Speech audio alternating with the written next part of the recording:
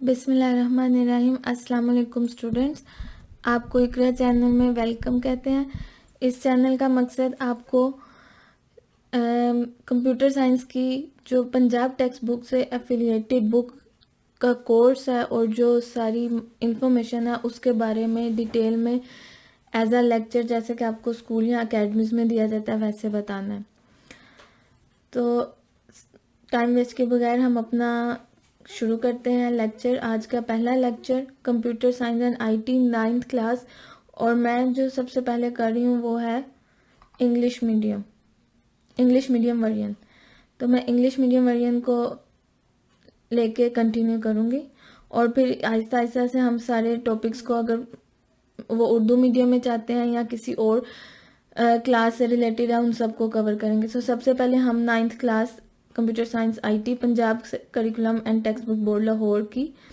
तो हमारे पास इसमें 5 कंटेंट्स होते हैं, और जिसमें यूनिट 5 है, जिसमें सबसे पहला यूनिट है हमारा प्रॉब्लम सॉल्विंग। तो हम चैप्टर नंबर 1 से स्टार्ट करेंगे आज का। और प्रॉब्लम सॉल्विंग चैप्टर में बहुत ज़्यादा टॉपिक्स हैं, टोटल 16 टॉपिक्स हैं हमारे पास, जिसको हम 1 बाय 1 डिस्कस करेंगे। तो डायरेक्ट हम पेज नंबर 1 पर आते हैं, जो कि बुक का बेसिकली यूनिट का पेज नंबर 1 है, प्रॉब्लम सॉल्विंग। प्रॉब्लम सॉल्विंग में सबसे पहले जो मैं आपको बताना चाहती हूँ कि आप सब स्टूडेंट्स को पता होना चाहिए कि प्रॉब्लम होती क्या है और प्रॉब्लम को सॉल्व कैसे किया जाता है। तो इस यूनिट में मैं आपको सबसे पहले शुरू करने से पहले बता दूं कि मैं आपको सब questions, short questions, long questions, answers, हर एक के बारे में डिटेल में बताऊंगी। सो प्रॉब्लम सॉल्विंग, सबसे पहले अगर आप यहाँ से देखना शुरू करें, शॉर्ट इंफॉर्मेशन से देखना शुरू करें, short introduction. So problem solving है क्या, व्हाट इज प्रॉब्लम सॉल्विंग, ये आपको एक एज अ शॉर्ट क्वेश्चन आ सकता है पेपर में। So problem solving is the process of solving complex problems. बहुत ही कॉम्प्लेक्स, बहुत ही डिफिकल्ट, बहुत ही पेचीदा, मुश्किल प्रॉब्लम्स को सॉल्व करना प्रॉब्लम सॉल्विंग है। तो ये हमारा एक शॉर्ट क्वेश्चन बन सकता है अगर आप पेपर पॉइंट ऑफ व्यू से देखें तो। सो अब हम मूव ऑन करते हैं। ये हमारे प्रॉब्लम सॉल्विंग में जो से टॉपिक हम कवर करेंगे वो होंगे, सबसे पहले problem solving steps, flow charts, algorithms, test data, verification and validation, and identification and correction errors. चलते हैं सबसे पहले हमारा first topic, problem solving steps. सबसे पहले मैं आपको बता दूं प्रॉब्लम सॉल्विंग स्टेप्स क्या होते हैं। हमने पहले डिस्कस किया कि प्रॉब्लम सॉल्विंग क्या होता है, कॉम्प्लेक्स प्रॉब्लम्स को सॉल्व करने का जो मेथड होता है उसे प्रॉब्लम सॉल्विंग कहते हैं। सबसे मेन बात जो हमें जहन में रखनी है वो ये कि आपको सिस्टमेटिकली चलना है, एक सिस्टमेटिक अप्रोच मतलब सिस्टम एक ऑर्डर में, सिस्टमेटिक अप्रोच का मतलब एक ऑर्डर में चलना है। आपको एक ऑर्डर में चलने का मतलब कि आपको तरतीब से चलना है कि सिस्टम की क्या अप्रोच है, सिस्टम को किस तरह लेकर चलना है। In the following we will discuss to solve a problem systematically. ये हमें पता चल गया सबसे पहले कि सिस्टमेटिक अप्रोच यानी कि एक सिस्टम के अकॉर्डिंग। सबसे पहले आपको पता होना चाहिए कि डिफाइनिंग अ प्रॉब्लम, के प्रॉब्लम को डिफाइन कैसे करना है। अगर आपको स्टूडेंट्स थोड़ा सा याद हो तो आपको मैथ्स के क्वेश्चंस हमने 6th ग्रेड से स्टार्ट किया, 6th क्लास से, 7th क्लास, 8, 9, 10 में भी कुछ क्वेश्चन होते हैं स्टेटमेंट वाले। अगर किसी पर्सन के पास 2 सेब हैं और उसके दोस्त के पास 3 सेब हैं तो टोटल कितने होंगे, उसको डिवाइड करेंगे। आपको शायद याद होगी हमने ऐसे स्टेटमेंट्स वाले क्वेश्चंस किए थे। अगर स्टेटमेंट आसान हो तो आपको समझ आ जाएगा, ओके इसने कहा है कि अगर अब्दुल्ला के पास 5 सेब हैं और अब्दुर्रहमान के पास 4 सेब हैं तो उनका उन दोनों के पास मिलाकर कितने सेब होंगे, तो इन दोनों को हमें प्लस करना है। यानी कि ये एक आसान सिस्टमेटिकली अप्रोच है कि हमने इनको प्लस करना है, हमें टोटल चाहिए, और ये सुनने में भी बहुत आसानी से समझ आ रहा है। लेकिन अगर मैं इसी स्टेटमेंट को घुमा दूं, अगर इस स्टेटमेंट को घुमा दिया जाए कि कल अब्दुल्ला के पास 3 थे, आज उसके पास 1 हो गया, अब्दुल रहमान के पास कल 2 थे, आज उसके पास 4 हो गए हैं, टोटल कितने होंगे। यानी कि एक डिफ़िकल्ट मेथड में आपको चीज़ वही बताना चाह रही हूँ, तो ये चीज़ आपको कंफ्यूज करती है। तो सबसे पहले आपको जहन में याद रखना है कि प्रॉब्लम की स्टेटमेंट कंफ्यूजिंग नहीं होनी चाहिए। सो वेल डिफाइंड प्रॉब्लम का मतलब क्या है, यहाँ पर आप देख सकते हैं लिखा हुआ है वेल डिफाइंड प्रॉब्लम।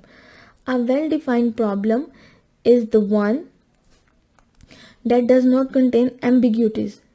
एम्बिग्यूटीज क्या होता है? एम्बिग्यूटीज होता है डिफिकल्टीज, जिसमें कन्फ्यूजन ना हो, जिसमें कोई जैसे कह लें टू वेज ना हो। एम्बिग्यूटीज का मतलब कोई कन्फ्यूजन ना हो कि ये करना है कि वो करना है, ये इस तरह होगा या उस तरह होगा। सो वेल डिफाइंड, आपको सबसे पहले प्रॉब्लम डिफाइन करने के लिए क्या करना है? A well defined problem is the one that does not contains ambiguities, यानी जिसमें एम्बिग्यूटीज कन्फ्यूजन ना हो, तमाम कंडीशंस क्लियरली स्पेसिफाइड हो, आपका एक क्लियर गोल हो, और ये easy to understand and solve हो। सो ये आपका एक शॉर्ट क्वेश्चन भी बन सकता है, what is a well defined problem. So अब नेक्स्ट पैराग्राफ में अगर हम मूव ऑन करें तो given a problem statement, first we need to see whether the problem is defined और नॉट। मैंने आपको पहले बताया कि हमारी प्रॉब्लम क्या होना चाहिए, वेल डिफाइंड। तो सबसे पहले आपने चेक करना है प्रॉब्लम वेल डिफाइंड है कि नहीं है। अगर तो प्रॉब्लम वेल डिफाइंड नहीं है तो फिर आपको इन तीनों में से एक ऑप्शन को यूज करना पड़ेगा। ठीक है, सबसे पहले आपको क्या करना है कि प्रॉब्लम को देखना है कि वो वेल डिफाइन है कि नहीं। वेल डिफाइन प्रॉब्लम कौन सी होती है? जिसमें कोई एम्बिग्यूटीज, जिसमें कोई कंफ्यूजन, जिसमें टू वेज नहीं होते, वो क्लियरली स्पेसिफाइड होती है, उसका एक एम क्लियर गोल होता है। अगर तो वो वेल डिफाइंड नहीं है तो फिर आप इधर आ जाएं नेक्स्ट 3 स्टेप्स पे। The first step is gain background knowledge. So अब आपको बैकग्राउंड नॉलेज में जाना है। बैकग्राउंड नॉलेज यानी कि वो प्रॉब्लम पीछे से कहाँ से कनेक्टेड है, बेस क्या उस प्रॉब्लम की, ये प्रॉब्लम कैसे बनी, ये सिचुएशन क्या हुई थी इस प्रॉब्लम की। So we try to know the situations and circumstances in which the problem is happening. बहुत आसान, आपने बैकग्राउंड में जाना है, क्या हुआ था, क्या सिचुएशन होगी।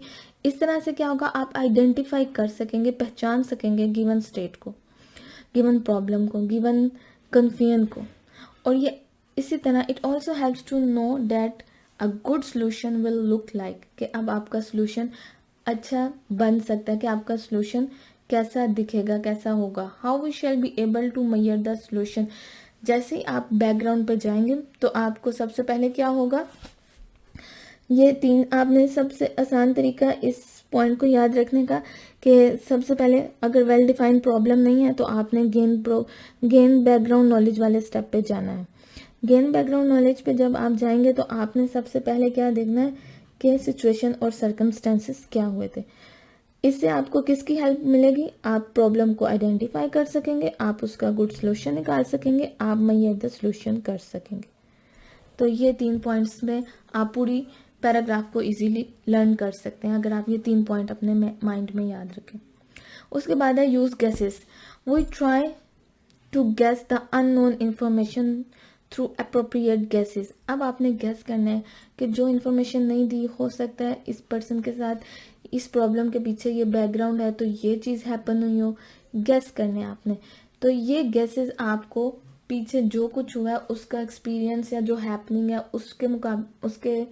उसके लिए थोड़ा सा प्रिपेयर करेगी या उसके थोड़े से गेस देगी। सो गेसेस को यूज़ करना है। देन आपने draw a picture. If the problem is not well defined we can draw a picture and fill the undefined information. So इस बात को अंडरलाइन कर लें। आपने क्या करना है, पिक्चर को क्यों ड्रॉ करना है, जो इन्फॉर्मेशन आपको नहीं दी गई आप उसको डिफाइन कर सकें और उसको पता कर सकें कि वो प्रॉब्लम क्यों नहीं आपको डिफाइन है, क्यों वो अनडिफाइंड है, वो क्यों नहीं आपको सही शो हो रही। तो सबसे पहले आपको, जैसे ये एक छोटी सी एग्जांपल है, यहाँ पे एक चार्ट है, उसमें उसने कहा can you solve this. So 3 horses हैं। अब हम इमेजिन करते हैं हर हॉर्स की एक वैल्यू है। इस हॉर्स की वैल्यू है 10,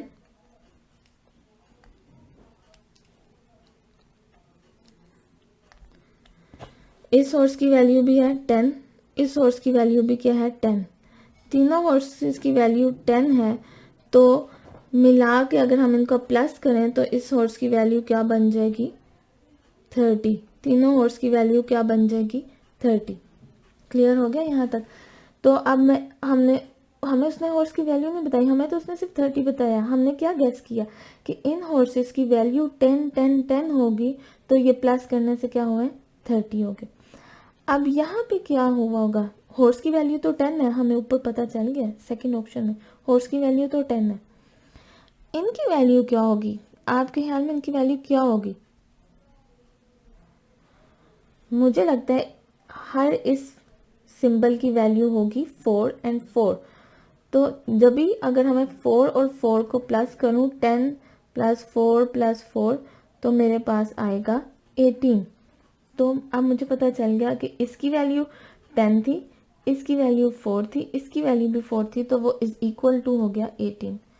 ओके, अब यहाँ पर मुझे थर्ड में जाती हूँ। मुझे पता है इसकी वैल्यू तो 4 है, क्योंकि ये देखिए मुझे ऊपर पता था इसकी वैल्यू 4 है, ये मैंने आपको बताया। लेकिन अब इन सॉक्स की वैल्यू क्या होगी कि मैं उसे माइनस करूँ तो 2 आए। मुझे लगता है इसकी वैल्यू होगी क्या 2 ही होगी। तो अगर मैं 4 में से 2 माइनस करूँ तो वो मेरे पास क्या आएगा 2 ही आएगा। सो तो 4 माइनस 2, इसकी वैल्यू 4, इसकी वैल्यू 2, 4 माइनस 2 इक्वल टू 2। इस तरह ये तीनों भी आंसर आ गए। अब हमारे पास एक तरह से डिफरेंट सिचुएशन है, इसको प्लस और मल्टीप्लाई दोनों दिया हुआ है, इसमें मुझे क्या करना चाहिए?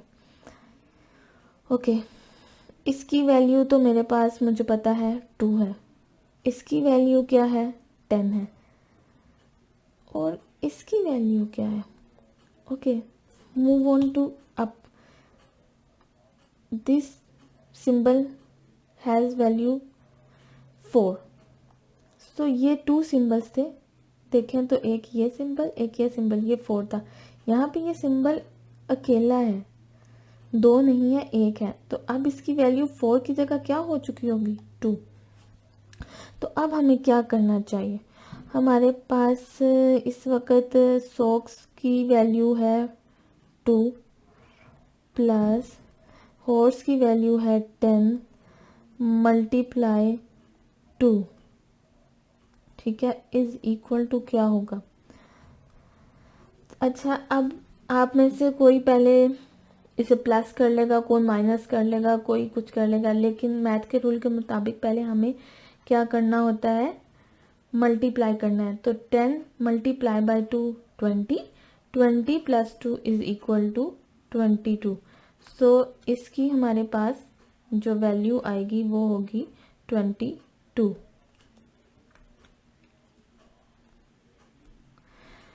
सो ये हमारा बहुत इजीली प्रॉब्लम सॉल्व होगी। अब आप यहाँ पर आते हैं, do you know Albert Einstein said if I were given 1 hour to save the planet I would spend 59 minutes defining the problem and 1 minute to resolving it। यानी कि अगर आइंस्टाइन ने कहा कि अगर मुझे एक प्रॉब्लम दी जाए कि मुझे सेव करना है प्लैनेट को, तो मैं अपने 59 मिनट्स, अगर मेरे पास 1 आवर है, 1 आवर में 60 मिनट्स होते हैं, वो कहता है मैं 59 मिनट्स ये सोचने में लगा दूंगा कि इस प्रॉब्लम को डिफ़ाइन कैसे करना है, ये प्रॉब्लम क्या है, यानी कि ये वेल डिफाइन है, इसका बैकग्राउंड क्या है, गैसेस, पिक्चर वगैरह वट सारे सॉल्यूशंस निकालेगा। जब वो डिफ़ाइन कर लेगा कि ये चीज़ क्या है, तो वो 1 मिनट में वो उसको सोल्व कर सकता है। तो ये था हमारा आज का पहला पेज। इसमें आपने सिर्फ यहाँ से well defined, what is a well defined problem, ये शॉर्ट क्वेश्चन आ सकता है आपको, जो यहाँ पर मैंने आपको मार्क कर दिया है, वेल डिफाइंड प्रॉब्लम। और फिर अगर आपके पास वेल डिफाइंड प्रॉब्लम ना हो तो 3 स्टेप्स हैं, बैकग्राउंड नॉलेज, गैसेज और पिक्चर्स। इनमें से आप इनके 3 पॉइंट्स याद कर लें। इसमें क्या पॉइंट याद करना है कि इन बैकग्राउंड नॉलेज में सिचुएशन सर्कमस्टेंसेस क्या होते हैं, आइडेंटिफाई और गुड सोल्यूशन। गैसेस में आपको गैसेस करने हैं, ड्रॉ पिक्चर में आपको पिक्चर ड्रॉ करनी है टू अनडिफाइंड इन्फॉर्मेशन। सो आप पेज नंबर 2 जो है वो आप easily on your finger tips जो है वो याद लर्न और पेपर के लिए बहुत अच्छे से प्रिपेयर कर सकते हैं। दूसरा आ गया है, अब हमने प्रॉब्लम को डिफाइन कर लिया, ठीक है जी। पहला स्टेप क्या है, प्रॉब्लम सॉल्विंग स्टेप्स में हमने पहला स्टेप क्या था, प्रॉब्लम को डिफाइन करो कि ये है क्या प्रॉब्लम। उसके बाद अब अंडरस्टैंड करें कि प्रॉब्लम अंडरस्टैंड करनी है। डिफाइन में हमने उसके बैकग्राउंड में चेक किया कहाँ से आई, क्या क्या हैपन हुई, क्या गैस किए, पिक्चर से शायद ऐसा हो शायद ऐसा हो। अब उसको अंडरस्टैंड करना शुरू करना। सो अंडरस्टैंड करना सब बहुत इंपॉर्टेंट है before jumping to solution into solution. So solution में जंप करने से पहले प्रॉब्लम को अंडरस्टैंड करना बहुत ही ज़रूरी है। मैं आपको एक बहुत अच्छी एग्जांपल देती हूँ। अगर आपने शायद छोटे होते खेला हो, पजल बनती थी, जैसे एक बटरफ्लाई है उसके डिफरेंट पार्ट्स होते थे और आपने उन पार्ट्स को दोबारा से जोड़ के उस पजल को बिल्कुल ओरिजिनल बटरफ्लाई बनाना है, ठीक है। अगर आपको पता ही नहीं होगा ये बटरफ्लाई है, ये एक फ्लाई है, या ये एक आप समझें कि ये शायद कोई और जानवर है, या कोई और किचन का टूल है, या कि कोई कंप्यूटर का पार्ट है, तो फिर आप बटरफ्लाई बना ही नहीं सकेंगे। आप डिफाइन नहीं करेंगे प्रॉब्लम को जब तक, फिर आप अंडरस्टैंड नहीं करेंगे कि ओ ये बटरफ्लाई है, इसके विंग्स होते हैं, इसको इस तरह से यहाँ पर अटैच किया जाता है, इसकी ऐसी शेप होती है, तब तक आप उसको नहीं सॉल्व कर सकते। तो यहाँ पर भी एक ऐसी ही है। अगर फॉर एग्जाम्पल अ रिडल और a puzzle can be answer only after clear understanding, जब तक आप उसको अंडरस्टैंड नहीं करेंगे तब तक आप उसको नहीं कर सकेंगे। A clear understanding makes it easier to solve and help. Save money होता है, आपके टाइम सेव होता है, आपके रिसोर्सेज सेव होते हैं कि आपके वसाइल, यानी कि जैसे आपने कोई प्रॉब्लम सॉल्व करनी है, आपने उसके ऊपर इतना मनी लगाया कि ये मेरा सारे पैसे लगेंगे इसको प्रॉब्लम सॉल्व करने के लिए, ये सारे वसाइल लगेंगे। तो जब आप पहले उसको डिफाइन कर लो और फिर आप उस चीज़ पे उतना ही लगाओ जितनी उसकी ज़रूरत है, तो आपकी मनी, टाइम और रिसोर्सेज तीनों सेव हो जाएंगे। अच्छा जी, अंडरस्टैंडिंग अ प्रॉब्लम आप कैसे कर सकते हो, इसमें आपको याद रखना है इसमें क्या क्या चीज़ होते हैं। इसमें 5 Ws याद रखना है। प्रॉब्लम है क्या, प्रॉब्लम है कौन, प्रॉब्लम कब हो रही है, प्रॉब्लम कहाँ हो रही है, और प्रॉब्लम क्यों हो रही है। What, who, when, where and why. 5 Ws। So problem analysis मतलब तज्जिया। मैं इंग्लिश की ये बुक है, लेकिन मैं उर्दू में इसलिए बोल रही हूँ कि कुछ स्टूडेंट्स को इंग्लिश समझ आती है, इसलिए मैं इंग्लिश और उर्दू दोनों का कॉम्बिनेशन करके बोल रही हूँ ताकि दोनों स्टूडेंट्स के लिए इजी रहे। सो प्रॉब्लम एनालिसिस, प्रॉब्लम को किया आपने पहले, फिर उसके बाद एनालिसिस वाले पे आ जाए। Problem analysis is the process to figure out 5 Ws। क्या आपने फिगर आउट करना है, 5 Ws क्या है हमारे पास, what, who, when, where and why. So हमने 5 Ws को फिगर आउट करना है from a problem statement. Problem analysis help to understand a given problem. आपको जो प्रॉब्लम है उसको अंडरस्टैंड करने में कौन हेल्प करेगा, आपका एनालिसिस, आपका तज्जिया, आपकी सोच। These are the basic elements which lead towards the solution of a given problem. For example, consider the following. Suppose your class teachers assign you a task to prepare the list of a student in your school whose name starts with letter A. जी, आपकी teacher ने आपको एक काम दिया कि आपने अपनी class में उन तमाम स्टूडेंट्स की लिस्ट बनानी है जिनका नाम ए से शुरू होता है। तो अब आप सबसे पहले अपनी क्लास में सारे बच्चों के नाम जो हैं वो अल्फ़ाबेटिकल ऑर्डर में लिखेंगे।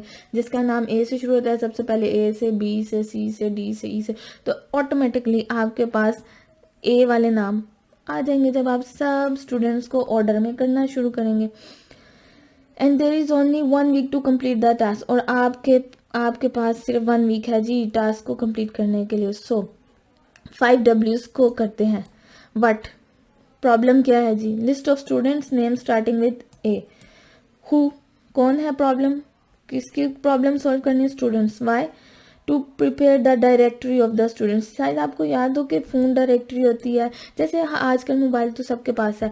मोबाइल में आप लोगों के पास जब भी आप अपना कंटेंट्स खोलते हैं तो